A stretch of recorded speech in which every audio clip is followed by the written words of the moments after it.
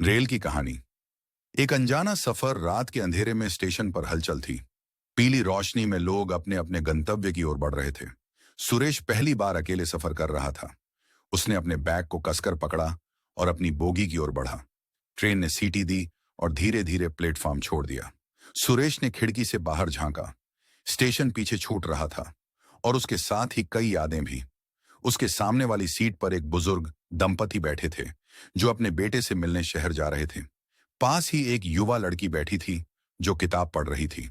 रात गहराने लगी। सुरेश ने सुना कि कहीं कोई हल्की आवाज में गाना गा रहा था। शायद कोई मुसाफिर सफर को और खुशनुमा बना रहा था। ठंडी हवा खिड़की से अंदर आ रही थी। ट्रेन के पहियों की लयबद्ध आवाज किसी कविता की तरह लग रही थी। अचानक ट्रेन एक छोटे से स्टेशन पर रुकी।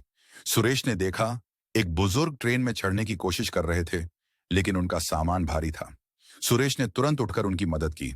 उन्होंने धन्यवाद देते हुए कहा, बेटा, सफर में अजनबी ही अपने बन जाते हैं। उनकी ये बात सुरेश के दिल को छू गई। उसने महसूस किया कि ट्रेन केवल लोहे के डिब्बों की श्रृंखला नहीं, बल्कि अनगिनत कहानियों का सफर है।